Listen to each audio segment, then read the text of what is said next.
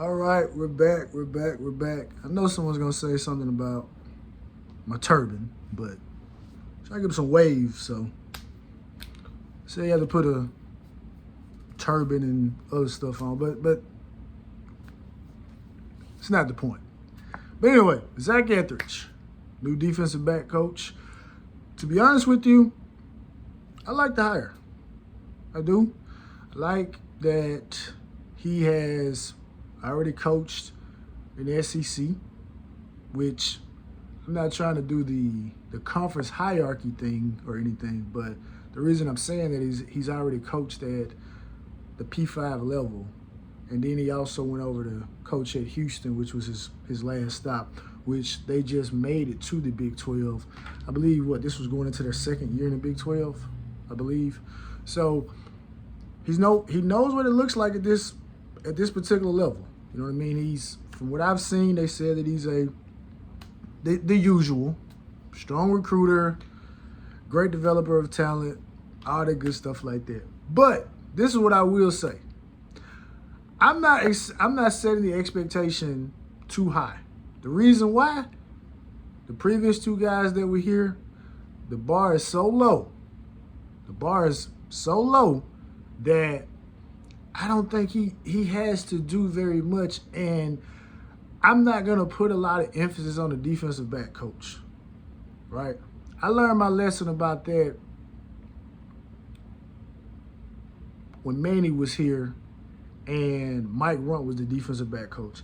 And I remember being on the message board going back and forth with people, and I told people, I said, hey, look, if you want to be upset with Mike Runt because you feel like, even though this is a hypothetical statement that y'all are, hypocritical statement that y'all are making, by saying that he's not getting the correct defensive back, so you feel like he's not getting the talent that we need, and the reason why it's a hypocritical statement is because we see now when it's fair or when it's legal to pay for play, you see that guys are trending and going to places that may pay the most money. And so obviously we understood that the bag men were rounding the market. I mean, they were rounding up the best of the best in South Florida from a defensive back perspective.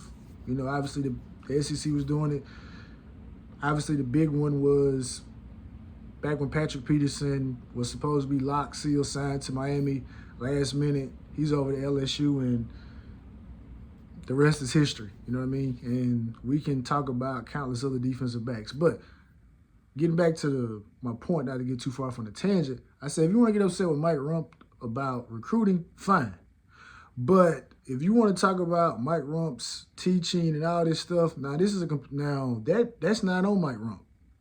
Mike Rump is coaching the way that the defensive coordinator wants him to coach. If he wants them to play through their hands, that's what the defensive coordinator wants. That's what you're instructed to do, right? And the reason I brought that up because I got so deep into that conversation with people that I went back when Manny was and this is not to talk about Manny, but this is just kind of bringing a point home about how important or lack thereof a defensive back coach is in the grand scheme of things, right? So I remember Manny got hired at Texas, obviously after Will Muschamp. Will Muschamp recruited a heck of a lot of talent over there to Texas. So their first year over there, defense was good. However, after the season, there was a rift between Manny and the defensive back coach. And I can't remember the defensive back coach, but at that time when Manny was there and prior to Manny getting there, Texas was, they were touting the DBU thing, right? In which they had the guys to do it. I believe they had 3 at that time, obviously, because Miami, we did what we did.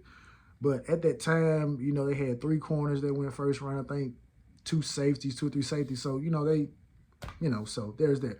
But anyway, and I found the article. It was a situation where the defensive back coach at the time went to Mack Brown because he was still on staff. And he said, look, I don't coach like this. I don't want to do this press bail technique, which is basically getting in press coverage, not actually pressing the person, but actually just bailing. I don't want to coach that way. I like for my guys to bump and run. So he went, told Mac Brown that. Mac Brown go back to Manny Diaz say, hey, look, yeah, that's how we're gonna play. That's how our DBs are gonna play. We're gonna play press coverage. We're not gonna do press bail. Now, obviously, Manny ended up, we know the story. BYU, all that gets fired midseason. But if you follow it up into that particular point, after that, Manny did not go to just pressing guys. It was always press bail coverage. So it was playing through the hands. So that's why I would be like, bro, y'all are getting mad with Mike Rump as if Mike Rump is the defensive coordinator, as if Mike Rump can go in there and tell Manny, like, hey, look, no, I want my DBs to press, and no, I want my DBs to not play through the hands. I want my DBs to actually turn around and locate the football. So a lot of these conversations and a lot of this dialogue is for nothing because y'all are putting more emphasis as if the defensive back coach has a larger say-so in the grand scheme of things when they really don't. It's like the head coach is the CEO. The coordinators would be the, well, I don't want to say CEO. You say you're the foreman. You're the foreman, right? General foreman. Defensive coordinator, the coordinators are the supervisors, and the position coaches, y'all are just maybe like, for people that may work in factories, like y'all are the line tenders, y'all the crew leaders and stuff like that. You know what I mean? Like, you don't have a general say-so. Like, you answer to someone and that person answers to someone else, right? So it's not like all of y'all on the even plane, right? So the reason I say that, like I said it on my video about Heatherman getting hired, I'm not going to sit up here and act like I watched any Minnesota games. I still haven't watched any Minnesota games because my thing is, it's irrelevant what you did at Minnesota. It's irrelevant what you did at James Madison. It only matters what you do at the University of Miami. So I do not know how their defensive backs played.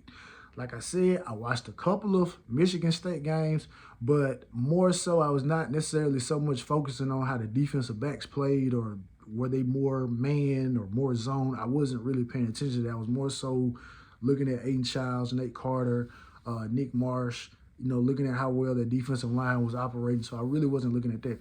So the reason I say that, I don't think this hire is made if these two guys do not have a similar way of approaching it. And what I mean by that, obviously I feel like Zach Etheridge has to have coached defensive backs a way that Heatherman feels like he wants those guys to be, he wants those guys to play. You know what I mean? So he's stepping into the room, I think, in a much better position at the cornerback position than his two predecessors. I will say that. O.J. Frederick, certified first year. I just hope, because we've seen this, man. I just hope that his trajectory can be like Artie Burns, which means that you play good as a freshman, you get better your sophomore year, then your junior year, you take it to that next level, you go to the first round, right? Because we've seen too many instances in which we have a corner that plays well one year, and then next thing you know, where did you go? So if Damari Brown can come back and be what the Damari Brown that we saw his freshman year along with O.J. Frederick, man, we got a really, that's a good recruited, talent here. Now, the portal guys, like I said, I liked O'Connor. I like Brantley. Obviously, Xavier Lucas.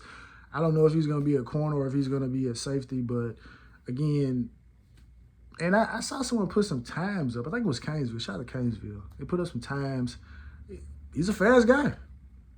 From what it showed, he's a fast guy. So it'd be interesting to see, what all this looks like. You know what I mean? So that's why I said he's stepping into a situation where the corners are on paper. I have to preface that by putting on paper. On paper, better than what his two predecessors stepped in.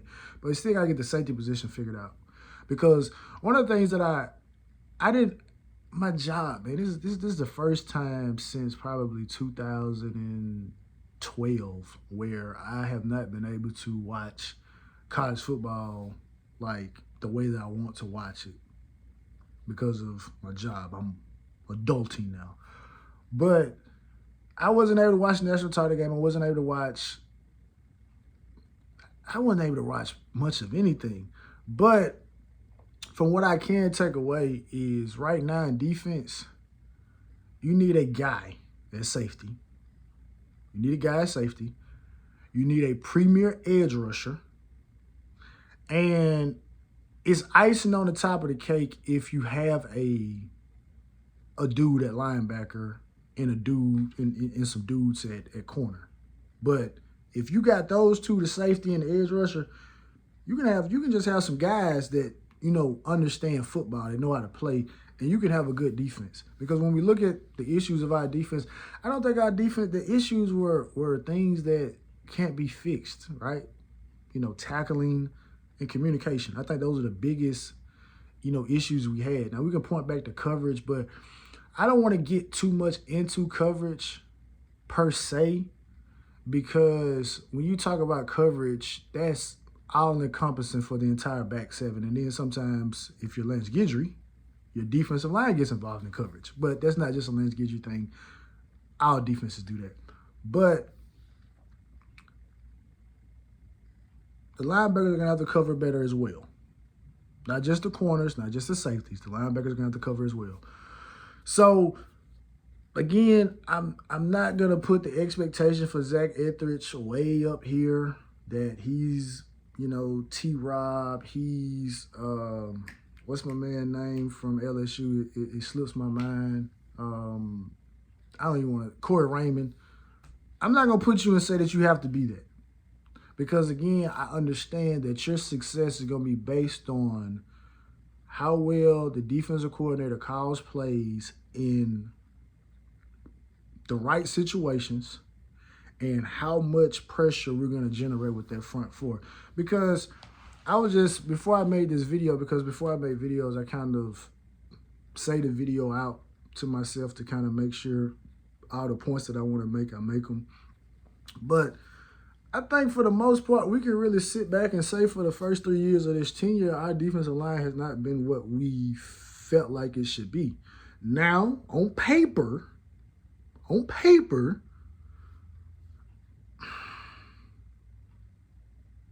it should be better this year. On paper. However, we could argue that last year, which is Cam Ward's year, this past year, all the accolades were there. Like all the actual productivity was there. So that should have been a very good defensive line, from Elijah Austin to Mesidor to Bain to Barron to Simeon Barrow to Moten to C.J. Clark. So all those names on paper majority of them had actual productivity at this level. So it should have been very good. But I wanna be optimistic. I really do. I want to be optimistic because I feel like I should be. I feel like I should be. I don't have anything supporting the optimism other than the fact that it's year 4. We're going into year 4, and the guys that the coaches hand-selected, there are no more holdovers anymore. These are guys that you hand-selected. These are guys that you invested in. These are guys that you felt like fit the actual mold and identity of what it is that you're trying to accomplish. These are not just guys that you just went out to fill in, holes, for a temporary standpoint. The defensive line is pretty deep. So I'm optimistic that we finally get the defensive line that we thought that we should have gotten this past year, right? Still question marks at the linebacker position just because there's not a lot of time on task in many instances. Just not a lot of time on task. But getting back to Zach Etheridge, like I said, I like the hire. You know what I mean? I love, I always love when, the young guys are able to get an opportunity and hopefully makes the most of this opportunity. But again, his success is really going to be dependent upon how well Heatherman, calls his defense. And, going back to, like I said about Houston, for their defense to perform as well as it performed with how crappy their offense was, I have to tip my hat to their defensive coordinator, and I also have to tip my hat to Zach Etheridge. So I think it's gonna be interesting because I know he got and I know Wikipedia is not the best source to go by, but he did get like a extra title as pass game defensive coordinator or something like that. Anything to get in extra money. You know what I mean? So hopefully, Heath Thurman is one of those guys that, hey, look, I learned from a great defensive coordinator. You learn from a good defensive coordinator. Even though the defensive coordinator from Houston that Zach Etheridge coached under, he doesn't have a lot of P5 experience himself, but his defenses have been good pretty much everywhere he's gone. And obviously, he took the Texas Tech job. So maybe we can finally have a situation, because again, that's another issue. And again, I only watch certain Canes media, so there may have been ones that have brought this up. So I'm not going to pretend like I'm the first person to say this, but nobody that I listen to has brought this up. But that's been an issue all 3 years, is a lack of communication on the defensive side of the ball in terms of the coaching. Because I said it after the season, there's no way that we're supposed to have 4 former NFL players and a guy with the amount of coaching experience that Lance Gidger had on that one side of the ball, and we could not fix any of the issues we had. That was the issue year one. Last year wasn't much of an issue. But I think that this past year, it really just showed that it was more so the aspect that you had two guys that are in the NFL, then you had another guy that was he had it up here. So it could have been confusion and things going on last year, but those 3 guys, due to their high IQ, were able to digest what was being stated and made sure the guys were where they needed to be. You know what I mean? So, but that's been an issue, figuring out who is in control and when is it time to say, you know what, maybe I don't know this. What do you think?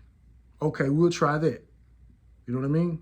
So I think this is gonna be, this is gonna be interesting to see. And I'm gonna close the video out with it's like an annual thing now, man.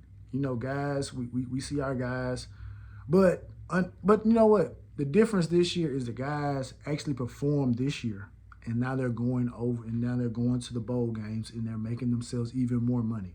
Salute to Xavier Restrepo. Salute to Jacoby George. Salute to Kiko. Salute to Elijah Roy. Salute to Jalen Rivers. Salute to Jamie Martinez. Salute to Cam Ward.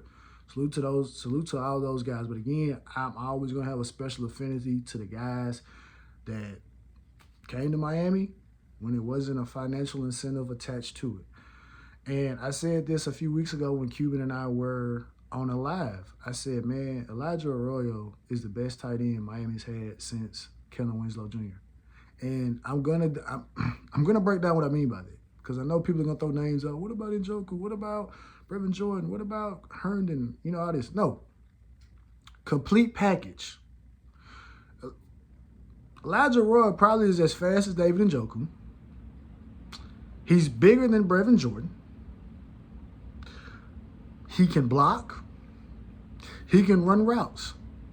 He is a complete tight end. He is an old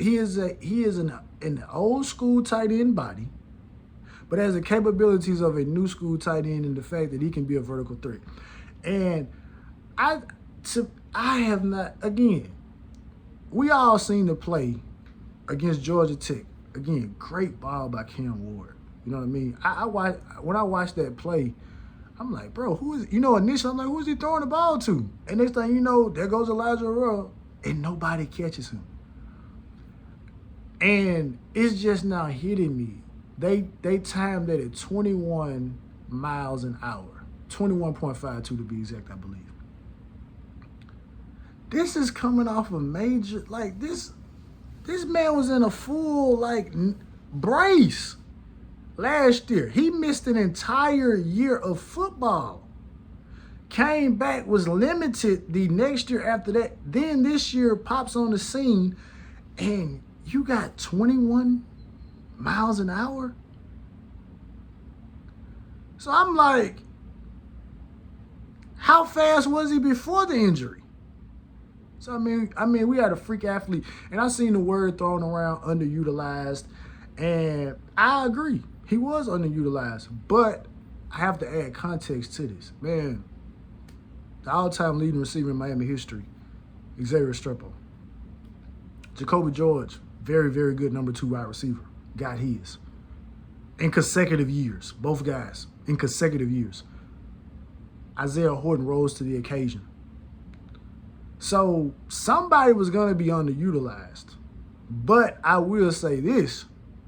He made the most of every play that he got. So, you know, I'm a Raiders fan at the end of the day. We drafted Brock Bowers, and I didn't want to draft Brock Bowers because me personally, I feel like I'm a defensive guy. I like defense, right? So I would have rather for us to go get a defensive lineman than get Brock Bowers. But all Brock Bowers did was just go break a bunch of records. And I saw someone floated out there because obviously Tom Brady has an ownership stake with the Raiders. It's like, man, he might not go first round, but, man, if Elijah Roy's at the second round, go get him. And build this thing. You know, I hate this whole build it like the Patriots, but that'd be a tough duo to battle with.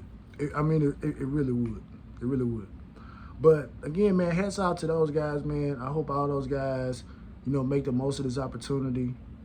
Salute to Cam Ward for pulling up to Miami and showing the world what it can look like from an offensive perspective when Miami is.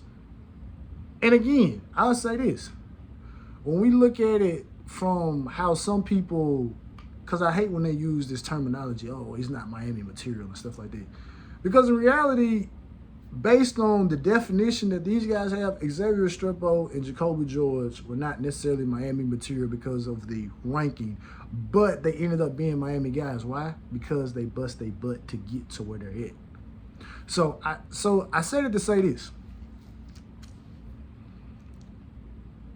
And I'm going to be a fanboy on this one. And I don't do this too often.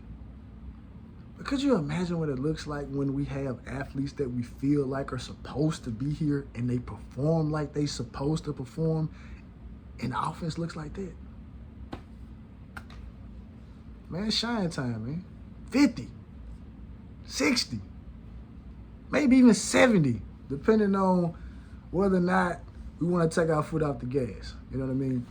But anyway, man, that's all I got to say. And shout out to, I think it was 850 Kane or 950 Kane or 904 Kane. I can't remember. But it was on the video where I did the PFF rankings. And I go back and watch these videos after I record them to kind of see some of the things that I want to improve on. Because sometimes I listen to videos, I'm like, oh my goodness. I don't want to listen to this. Because to me, it's bad. But he brought up something that I noticed immediately when I uploaded it and started back listening to it. And it was, like I said this so many times. I was like, bro, you have said this too many times. Somebody's going to say something about it. So shout out to him. I appreciate that comment, you know what I mean? Because you weren't malicious in it. You said, hey, look, you said that too many times, you're better than that. So I salute you for that, and I'm gonna work on it. But all in all, man, shout out to Zach Etheridge. Shout out to Zach Etheridge. We're rooting for you, brother. And you got a good deck of cards to play with, but it's gonna be dependent upon how much the defensive coordinator wants to do. And if they can assess the talent the right way, if the guys are better in man, all right, boom, let's go that route. If the guys are better in zone, boom, let's go that route. But we know what needs to be cleaned up. But like I said, I like the Zach Etheridge hire, and I'm ready for spring ball. Oh, yeah, I'm going to say this. The defensive backs are more experienced than the receivers we have going into this spring.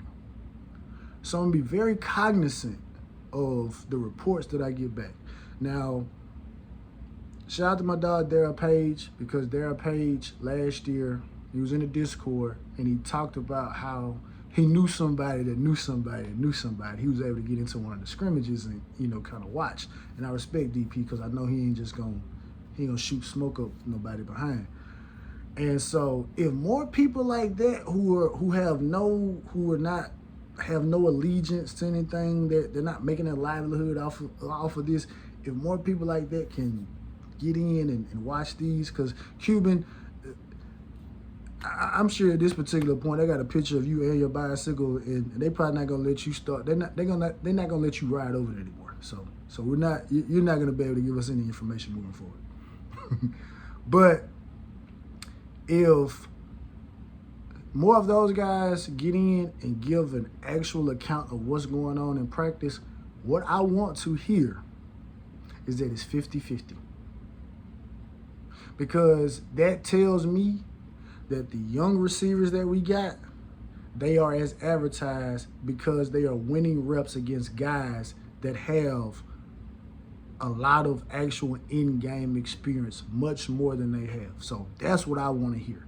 I don't want to hear the, because obviously what we had last spring where we're watching the videos and the receivers are dominating the defensive backs, and then the media like, oh, no, let's show some plays where the DBs are winning. And even on those plays, they're still getting beat. They're just bad balls. Pause. But with that being said, man, like, share, subscribe, comment, and as always, it's all about the you.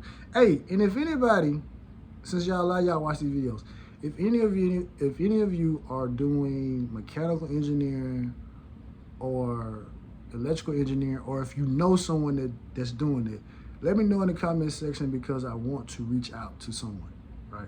No BS, like real talk. If you know someone doing mechanical, electrical, or if you're doing mechanical or electrical, or if you've done it or know someone, let me know in the comments. But as always, man, like, share, subscribe, comment. As always, it's all about the you, baby. Peace.